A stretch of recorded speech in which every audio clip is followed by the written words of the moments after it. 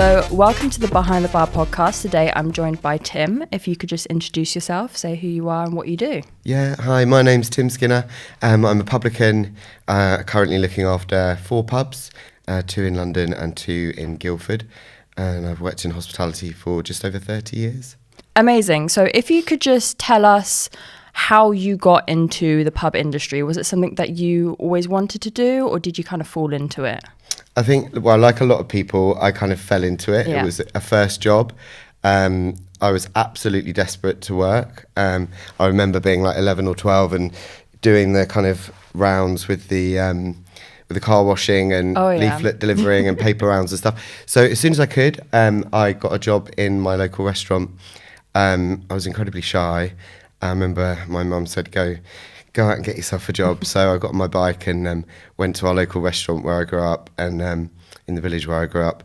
And I remember riding around a couple of times before I had the courage to go in and ask. Anyway, I got a call and I became a KP.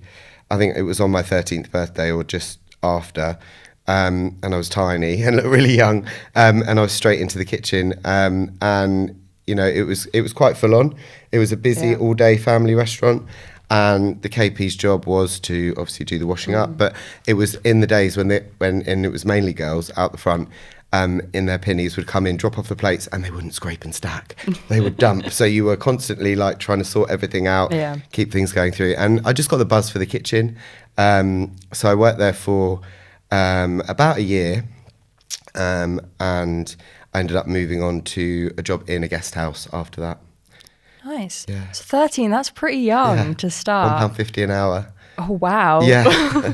So how did you find that, you know, with balancing school, homework, and then working in a busy kitchen? Loved it. I think for me, I like to be busy, and I'm a doer. So, you know, I was always doing projects and kind of things like that. So being in the kitchen just kind of gave, you know, it gave me the outlet to focus my energy on.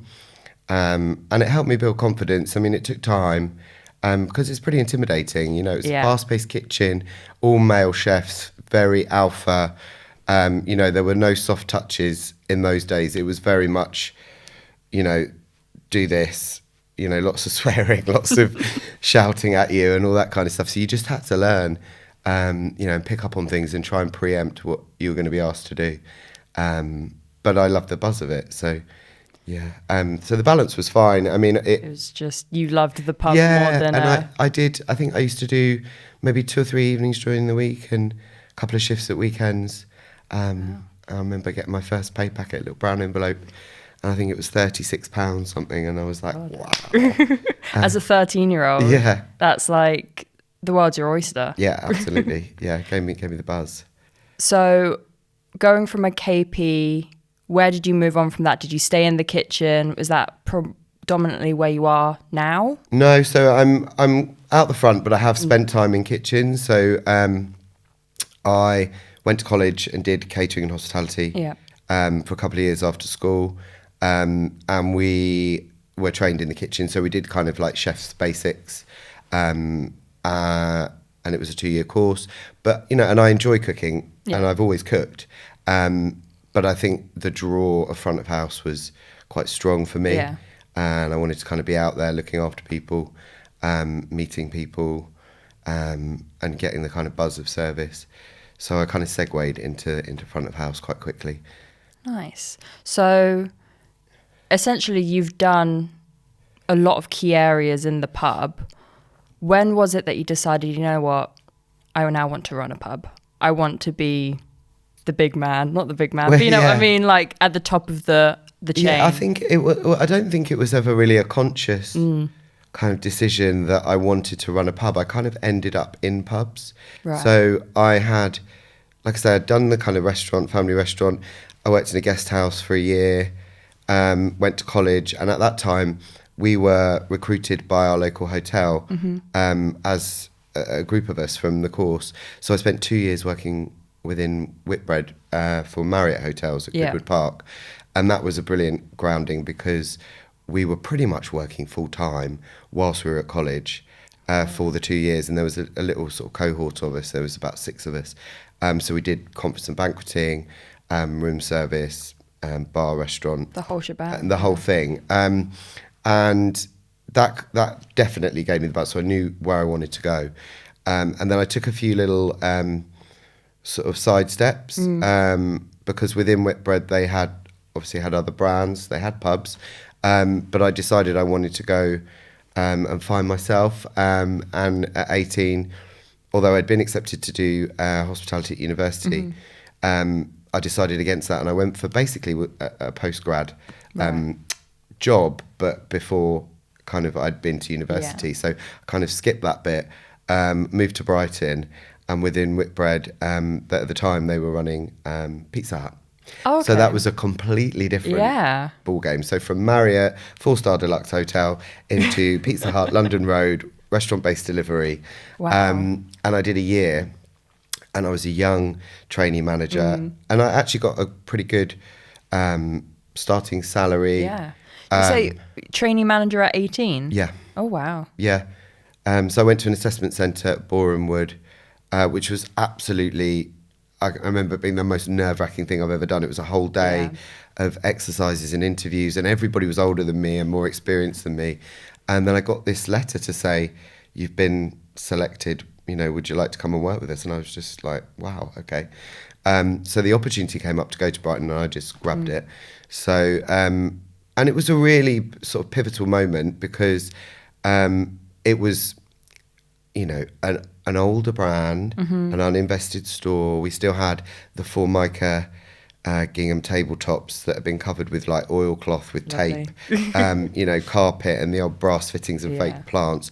But it was one of their most successful branches. And so I did a training course, which was called Developing Champions. And at that time, it was very much learning on the job, pre-computers. We had computers for taking the orders, but everything else was done on pen and paper, ledger. So I learnt a lot. But it was a baptism of fire. It was off you pop, you're running a shift, go. And it was like, answer the door within, 4 seconds or whatever, phone within 6 rings, and everything's happening. But it was a brilliant education. And then I decided that I'd kind of learnt enough there.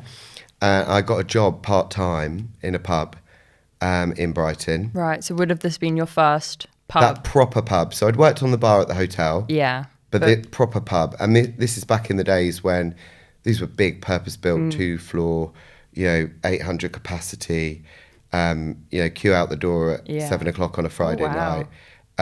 Taking, back in those days, so this was 98, taking 99, taking 10, 11, 12 grand a night. Wow. On those nights. So in a big team. Would have this been like a pure wet lead? We did food, but it wasn't a massive part of the business.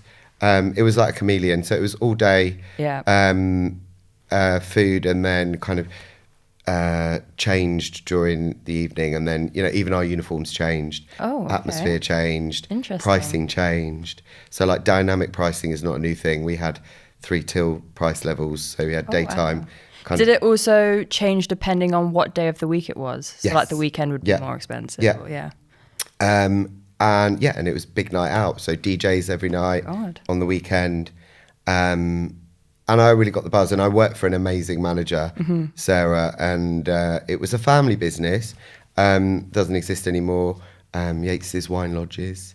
So it was kind of a little bit like, very much like kind of the Weatherspoons model, but with entertainment. Yeah. But it was a family business, and I got on a training academy quite early on. I think I did maybe 6 months doing glass collecting and the bins every Friday and Saturday night, and then I got put on the bar, and then sort of worked my way up through. There was quite a hierarchy, so there was team leader, supervisor, senior supervisor, assistant manager, deputy manager, trainee manager, and you kind of knew where you needed to go.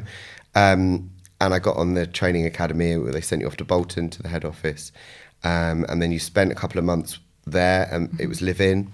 They had like almost like a hotel, and they looked after you God. while you were there. And then you would go off and do various like stagies at different lodges, working for different managers. Right. And then you would get placed. And I did.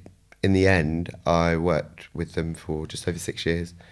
Oh, nice. So that was my like proper entry into Yeah. pubs and my proper kind of management training. And what was it about the pub that you liked so much that you've clearly wanted to stay in that area rather than doing restaurants or doing Pizza Hut? Yeah, I just think there was a lot of variety, and I can probably reflect now and say, you know, maybe I'm one of those people that's got like ADHD kind of traits, although I wouldn't label myself. But I like the variety. Yeah. You know, I'm a people person. The buzz of service. You know, the way that the day would change. There was always something different going on. Always something different to do. You never got bored. And like I say, the career pathway was really clear. So it was like, I know if I get my head down, I work really hard, I'm going to get the opportunity to progress if I want to. So that got me in. But then I always wanted to do more with food and to kind of get into a more, I would say, you know, more personal service. I always felt restricted because it was very branded and you had to do things a certain way. So, yeah. Do you think anything from that first pub experience has now shaped how you run your pubs now? Or do you think you've created your own type of brand or way of running your pubs? Did you say you run 4 or was it 5? 4? Yeah. Yes, very much so. I think those early days really do shape the way that you work. Yeah. You understand leadership standards, and you learn your craft. Yeah. You find out who you are, and you get your early kind of mentors. And, you know, I've had several over the years that have given me little different sort of snippets and really got me focused on what I need to do. So that was kind of me learning my craft. But then I think there was always something within me that was not saying I could do it better, but I used to be frustrated by the restrictions, and I would want to look after people in a certain way. And maybe, you know, do things in a little bit more of a creative way or an elevated way and offer, you know, a better service or better products than you get elsewhere. And I'd always managed to do that within the confines of like a branded operation, but then there's only so far you can go. So I think now, yes, I think it did shape me. But then I've created and curated kind of my own way of doing things over the years. You've adapted it to your own beliefs. Yeah. So going to present day now, your 4 pubs, could you explain more about them? Are they all like individual or do they all kind of fall under the same No, they're all, good question. They are actually all very much individual and very different. And they're all individual agreements in different ways. I'm very kind of focused on partnership and collaboration.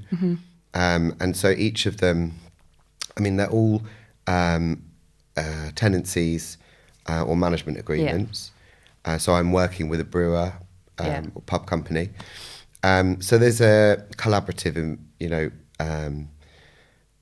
way of doing things. And ultimately, we've both got a vested interest in making the pubs a success. But it's been quite organic. So it was never my intention to kind of get to 4 this time round. But it's sort of happened where an opportunity's come up.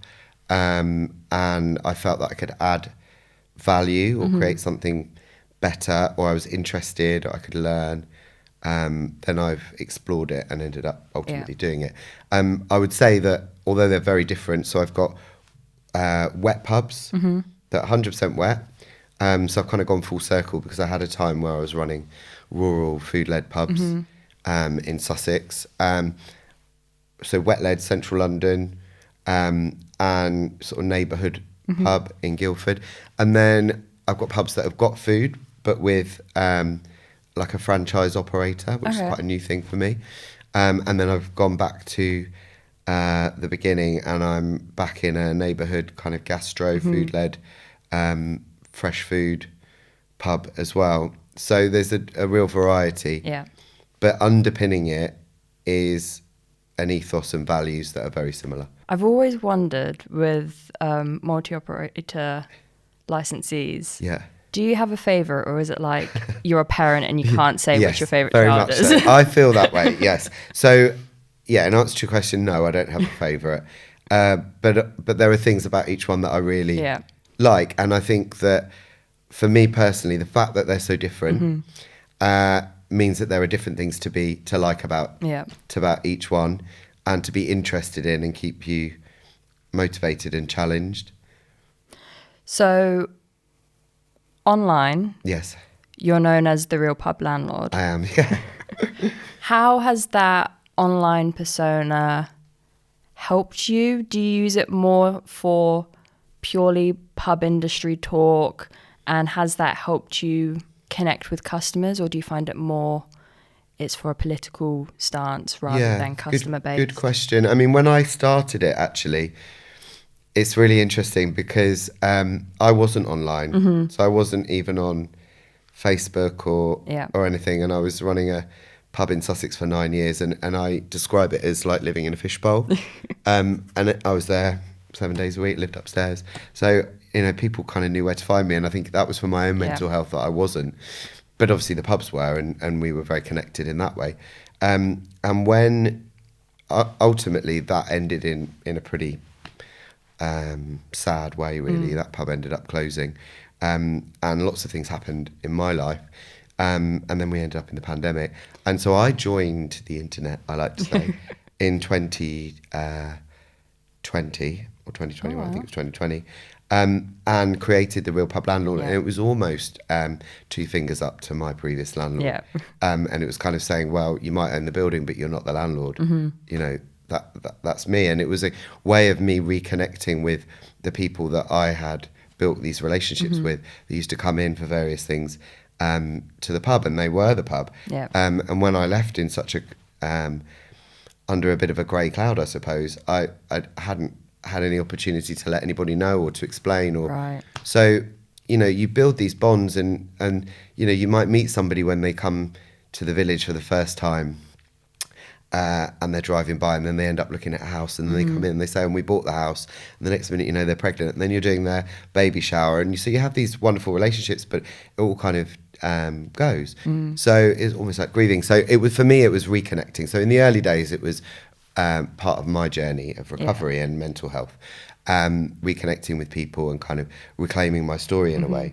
And then I think what's happened is it's sort of organically become a bit more of an online pub presence, which maybe at the beginning that was the intention. I don't think it was really considered, but it's just sort of happened. So I ended up posting more stuff about trying not to be political, but obviously with everything going on, an industry voice, real life lived experience. This is what's happening from the point of view that I've been there. I've lost a business. I've gone through the whole chaos and come out the other side stronger. To try and connect with people and give some context and hopefully let people know what's really going on. And it's something I'm figuring out. But what I found is that since I've started doing that, more people have been in touch. Yeah. And I've built some real strong connections with people in the industry that I wouldn't have otherwise met. Yeah. Including with the BII. Steve and Molly and Hannah and the whole team have been amazing. And were actually really helpful to me when I was going through my recovery process with the LTC in exactly the same way, but with other operators, independent operators, because quite often you find yourself in a little insular world because you're there to look after everybody else, and you create your own network around you, but just because of where you are physically and time constraints, you don't always have the opportunity to get outside of that. Yeah. So it's been a way of doing that, and I've really enjoyed the process. But there's more to come. Yeah. Oh, great. Yeah. So bringing it back to mental health, you have been very open about the importance of mental health, especially in the pub industry. Yeah. What is it, do you think, that needs to be spoken about in mental health for the pub industry? Because I feel like the pub industry is stereotypically, if you're looking back in time, not really spoken about. And now, over the past few years, people are talking about it more, Yeah. you being one of them. What is it that you think is most important? Well, I think exactly that, talking about it. Because I think when I look back, obviously I come from a different generation to what's around now, and we didn't have the internet and all of these things. And it was very much, there was a lot of stoicism and a lot of, just crack on and, you don't talk about your feelings, you just need to focus on looking after everybody else. And there were a lot of factors that would attribute to poor mental health, really, when I look back, because, expectations were high. You worked on a salary, you were expected to, you opted out of the working time directive. That didn't mean you get paid for overtime. That meant you were expected to do it. And it was, relentless. So, you would get one day off, but that one day off, you'd end up having to go in and do a team meeting or go on a course. And, so you didn't have a real work-life balance. There wasn't a lot of thought around that. And the impact of how we worked, there wasn't a lot of outlets. And of course, I think for a lot of people in hospitality, being around, working really, really hard, not having work-life balance, being around alcohol, drug use and those kinds of things, although that's something that I've never experienced myself. The alcohol part of it certainly was, because that becomes part of your way of escaping, decompressing. And so talking about impact of mental health, I think, has changed a lot. And I feel that in my journey, when I look back, I would have said, well, I've never had a problem with mental health. I've never been depressed, which I haven't, and I'm not a depressive person. But actually, when things happen outside of your control and they compound, and if you look at Maslow's hierarchy of needs, that really says everything, because food and shelter, security, safety leads to sense of self. And when those things are threatened, and they were in my case, you don't realise that your boundaries are being gradually eroded, and then you end up in a place where I was basically jobless, homeless, broke. I'd lost my mum. It was the pandemic. I'd been in an abusive relationship. All these different things had happened, which were kind of outside of my control. And suddenly I found myself in this place where I'd given too much away, and I was incredibly vulnerable. But luckily I had amazing friends, great help from the LTC and the BII and people around me, and I was able to rebuild my life. But I just think that talking about it and sharing experiences, hopefully addresses the stigma. And gives people more awareness.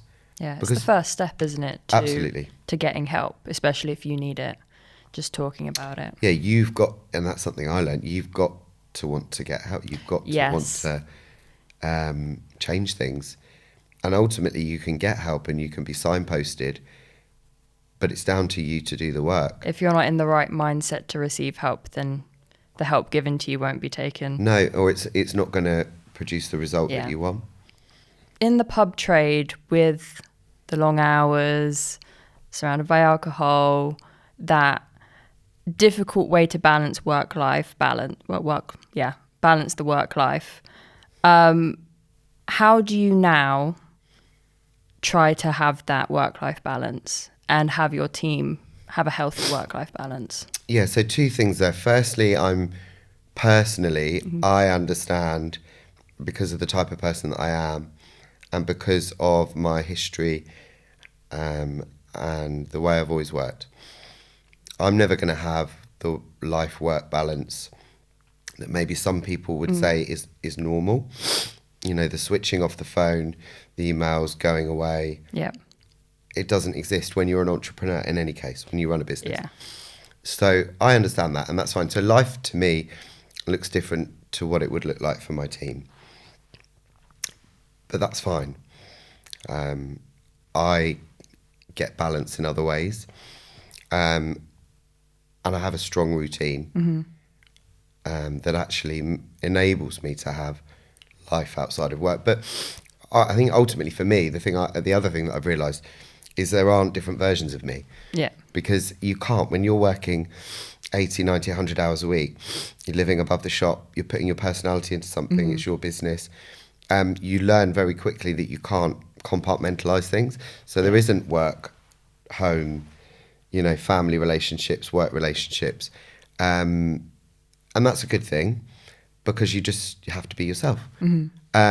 And of course you adapt slightly for different situations. But I think over the years, as I've grown older and got more experience, I've got more confident in the fact that I am me. And I'll talk to the CEO exactly the same as I talk to the cleaner, because that's just easier. And that's just how I am. So for me, that work-life balance thing is slightly different. But for my team, I really understand now, having been through what I've been through, that it is important to be the one that is saying what the expectation is, and making sure that people aren't working too much, and that people are getting a break, and that there are tools that we provide, or that I provide to help them, and to say to people, you need to take some time out, and make people go away on holiday, and make them go away. But do you know what I mean? Yes. And kind of cover and make them realise that ultimately it's going to work without them. Yeah, it's going to work without me. Yeah, pubs have been around for hundreds of years, thousands of years. If I'm not there, it's hopefully going to carry on. Same for everyone in the team. No one's irreplaceable. So I think it's very much, as a leader, I would say, my job is ultimately looking after people, looking after the people that look after my guests. And it's setting the weather, isn't it? It's setting the mood, it's setting the tone, the expectation. Yeah. And I don't expect, there's been a controversial statement made by the CEO of a big retail company recently, kind of saying that they expect that they sacked their entire board because they expected people to be on all the time. Now, as an entrepreneur, that's how I am, but I don't expect my team to be. I'm actively trying to find ways to move away from, we are now moving away from WhatsApp onto a different platform where people can be on or off, to give people access to information in a time that's relevant for them. I don't expect people to respond to me at 6 a.m, because that's when I send my emails. And I wouldn't expect them to expect me to reply to them at 5 o'clock in the evening when I might be on the bar or whatever. So I think it's just being realistic, isn't it? Yeah. And speaking of your team, we've got to talk about Pub Dog Ted. Pub Dog Ted. Yeah, I should have bought him, really, shouldn't I? Every time that I say him, I have to really enunciate Pub Dog Ted because I feel like it's a tongue twister, at least for me. Yeah. He's also got an online presence. He has, yeah. How did that come about? Well, again, it was kind of a realisation that, after the 9 years in Sussex, people used to come. So I got Ted when he was 12 weeks old. He's 12 years old now. So he's grown up in the pub, and he became as much of a personality as me and the rest of the team. And I kind of, people would always ask, how's Ted? I want to see Ted. So it was kind of a natural thing to start his social media. And I must admit, I'm a terrible social media manager for Pub Dog Ted. I don't do enough updates. But he has got his own little fan base. And in real life, not just online, he's in the pub every day, wherever we are. He's very confident. He knows his role. He loves it. He's comfortable. Dogs are incredibly emotionally intelligent, and he reads the room better than anyone I've ever worked with, and he knows who to go to and when to go to them, whether it involves food or not. He can get away with it. But yeah, he's back at the Devonshire today, and the door will be propped open, the sun shines all afternoon, and he'll sit sunbathing in the front, and people will stop, and he'll welcome them in, and he'll take them to their table. So he's very comfortable in that environment. So, yeah. Do you think it brings a different clientele in, or changes the atmosphere in the pub?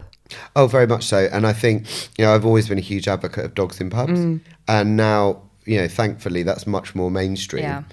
And people talk about it a lot more. Doggy feeding stations, dog beds, dog treats, dogging walk afternoons, all these kind of things are quite commonplace. But back in the day, it wasn't really. And I think having a pub dog kind of sets the tone a little bit. It's everybody's welcome, including the family dog. When you're coming out for Sunday lunch, you want to bring everyone. You want to bring the dog. And my philosophy with pubs has always been everybody's welcome, and it's Including about the dog. inclusivity, including the dog. And it's about inclusivity, and I kind of think that sets the tone, Yeah. doesn't it? Yeah. I do have to ask, I've heard that you've become friends with Alan Carr and other of the famous, like, how does that happen as a pub landlord? So, first of all, I would say, yeah, and we are friends. So he's a lovely man, right? So, and actually, when I had my breakdown, which kind of happened over a period of time, I would say, looking back, but there were a couple of pivotal moments, and there was one moment where I was incredibly paranoid, and I really didn't know who to contact, and there were 4 people, I think, that I messaged at 2 in the morning. He was one of them, because there was a real kind of trust and bond there.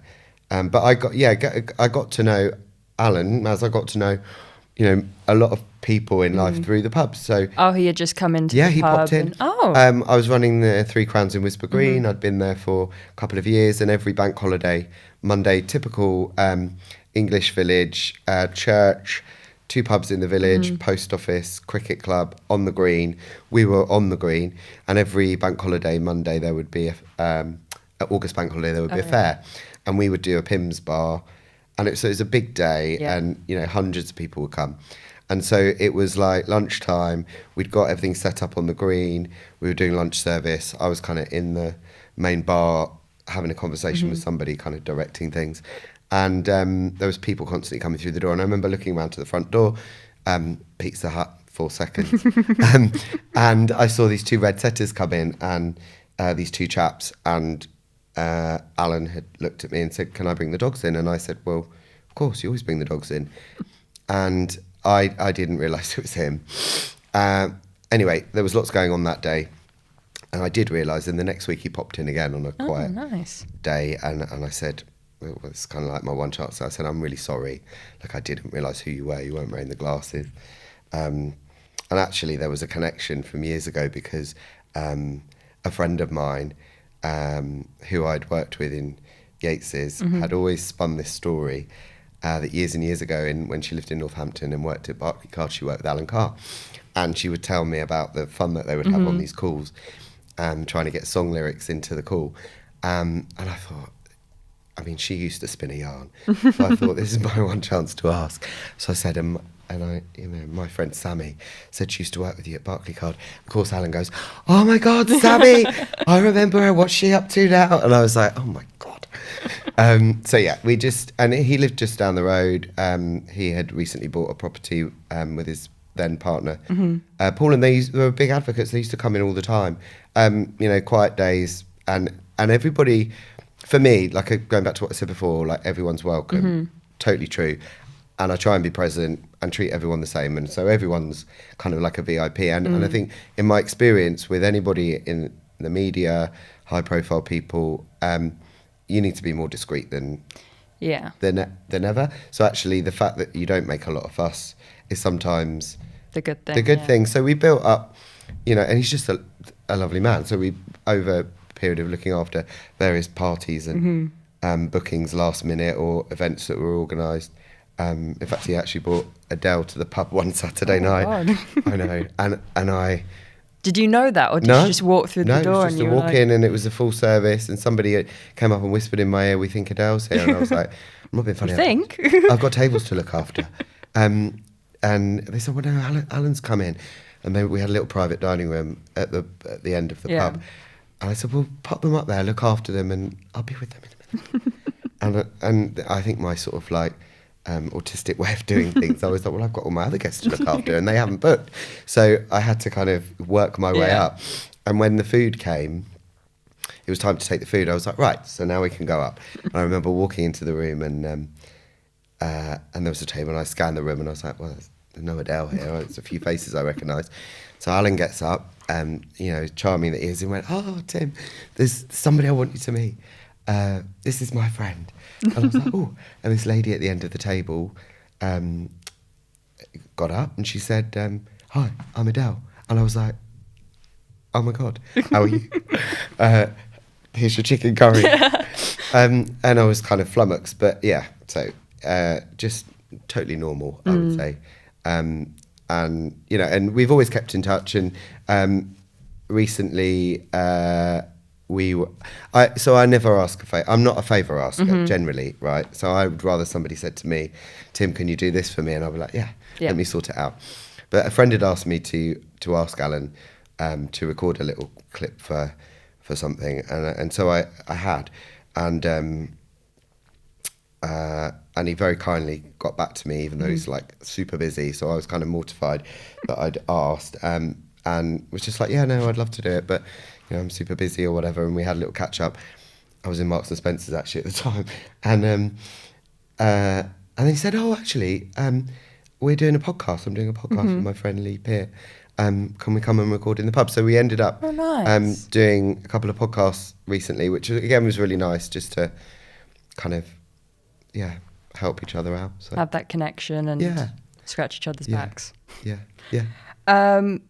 Okay, to wrap things up, what do you think makes the difference between a good pub and a great pub?